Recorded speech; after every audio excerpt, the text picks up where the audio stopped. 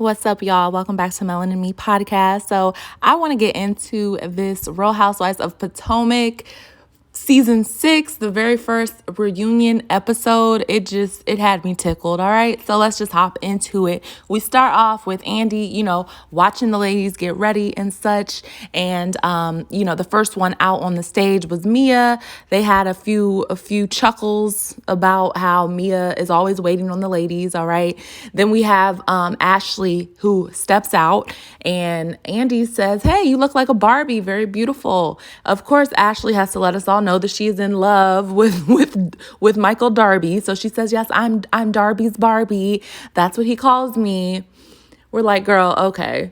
Okay, Ashley. Like, we all saw your man reject you on national television, but okay. Anywho, all the ladies come out on the stage. Per usual, Karen has ate up these ladies who are at least like 10 years younger than her with her fashions. All right. Her fashions are always hitting, and we all know Giselle's is always missing. Unfortunate. All right. So they spend a few minutes, for the most part, at the beginning of the reunion talking about Mia, her businesses, how she liked her first season. And they spent a lot of time on Mia trying to drill her about how she got her businesses started. Like, this girl has been so transparent. She started in the strip club. She met her man. And of course, yeah, they invested in some businesses. Like, what's the big deal? All right? Because if y'all men invested in businesses, y'all wouldn't be dragging it out like this. So I don't really understand why they spent so much time on that, but they did. Wendy clearly still has major issues with Mia. Of course, Candace has issues with Mia. And then also it seems like, even Robin, she kept side-eyeing Mia. It's just like they were really trying to drill her. And maybe it's just because it's her first reunion. I don't know. Y'all let me know what y'all think about that. All right. So after they drill Mia a little bit, they move on to Giselle. They talk about her fashions again. Giselle acts unbothered per usual. She acts like she doesn't know what the hell they're talking about. And she doesn't care to know what they're talking about because she doesn't have to dress well. Y'all, she's beautiful and she knows it, and she doesn't care about what she wears. And that's that. So after that, Andy brings up Jamal. All right.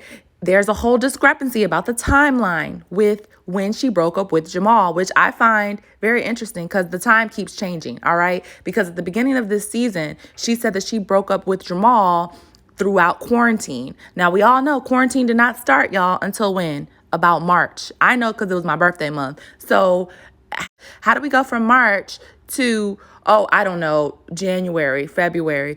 No, girl, it doesn't make sense. And then they brought up the fact that, I believe Wendy brought up the fact that Jamal actually went live and issued a statement around December saying that he was actually single. So the whole thing with Jamal is just looking like, last season, Monique was telling the truth. This was a whole fake situation that, Giselle set up between her and Jamal for a storyline.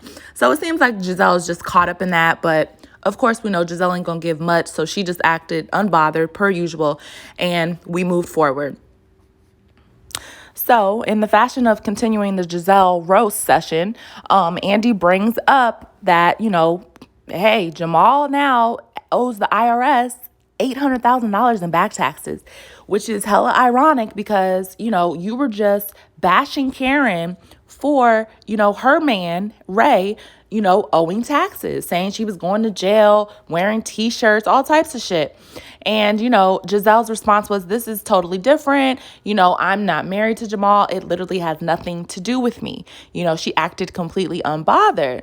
And this is when, Karen was like, "Well, that's not completely true. It does have a lot to do with you because you were married to him back in 2008, 2009, whenever it was, and you're going to be liable for that year. They're going to come looking for your taxes, Giselle's completely unbothered, acts like she doesn't know what the hell they're talking about. And, we move forward. But it's very true. And it's sad how, karma really comes back around very quickly.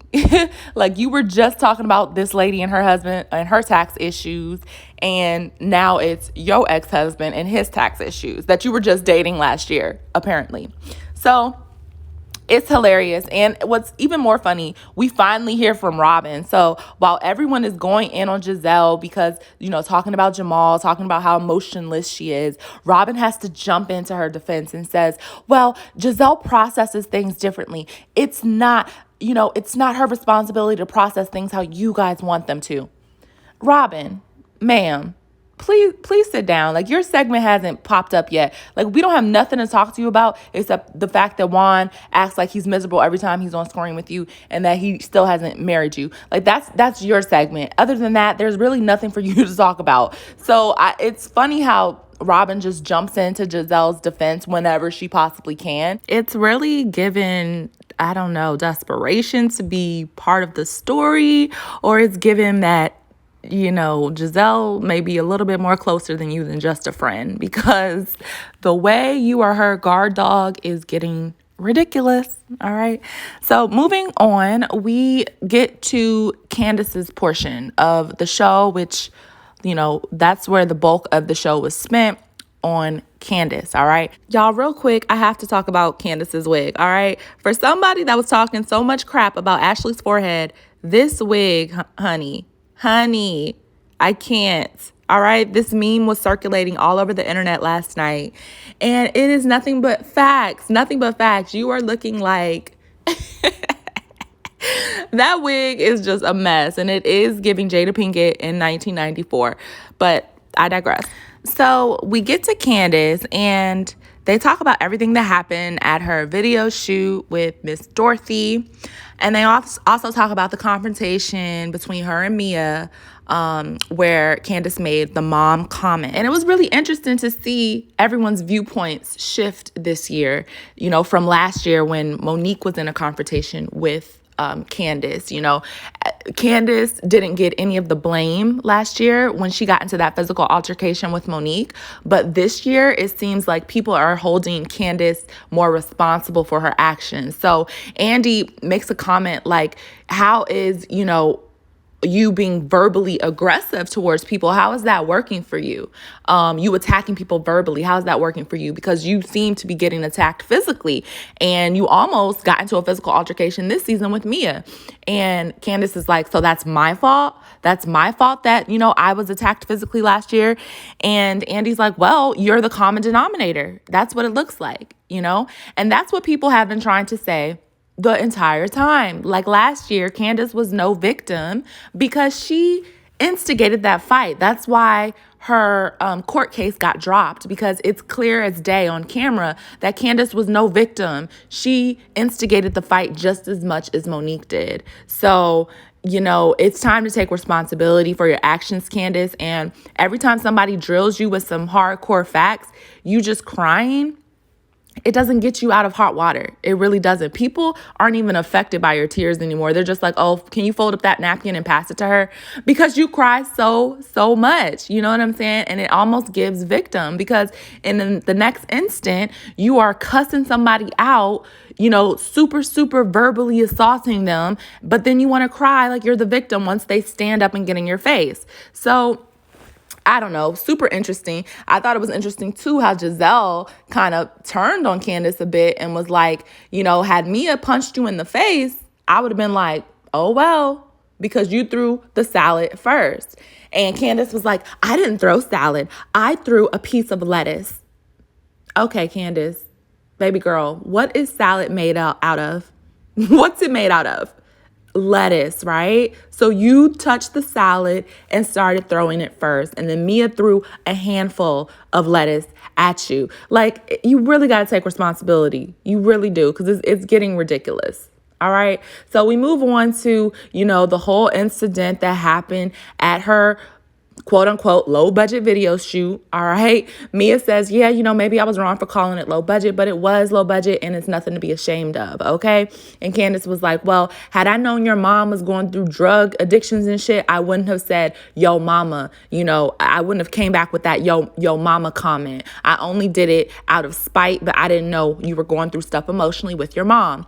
So, I kind of believe that, y'all, but then I kind of don't, because like Ashley jumped in and said, Candace tries to hit people where it hurts. She goes for the jugular. She knows she does. So a part of me thinks she may have already known that was a sensitive topic and brought it up just because. But then a part of me says, hey, for the Black culture, yo mama is definitely a well-known response. So she could have just been responding normally and not knowing anything about Mia's past, all right? But that's neither here nor there. The bigger issue here was that Candace's mama, Miss Dorothy, all right, she was really instigating shit about Candace's husband at that video shoot. She was gossiping about Candace's husband, and that didn't sit well with her husband's family. Chris was very upset, and Candace broke down in tears and says that her marriage is really torn right now because of all the comments that have been made on the show, and she doesn't know how she could fix it, and she says her family will never ever be the same, and she just breaks down crying. And that's really where we leave the episode off, y'all. It's just a lot of emotions here. I feel like this reunion may actually run 4 episodes because Nicki Minaj has not come on yet, and we know she has like a whole segment. They did show a little video clip of her, so the girls will be surprised when she actually shows up, that's going to be cute or whatever. But it seems like Nicki's not even in the next episode either, because I didn't see any previews of her. So that means she's probably not coming on to the 3rd episode. So I don't know. Y'all let me know what y'all think about the reunion so far. Do you think it's going to be 3 episodes or 4 episodes? I'm not sure just yet. Are you excited to see Nicki Minaj hosting? How do you feel about the whole Candace situation, Giselle situation? I'm interested to see what are they going to do to include Robin into this season, because like I said, y'all, Robin ain't got much to talk about. I mean, she had no storyline at all, except for Juan, and he was barely on the show. So it's gonna be interesting to see how they talk about that. But y'all let me know what you think about everything in the comments below. Like, share, subscribe, and I'll talk to y'all later. Bye.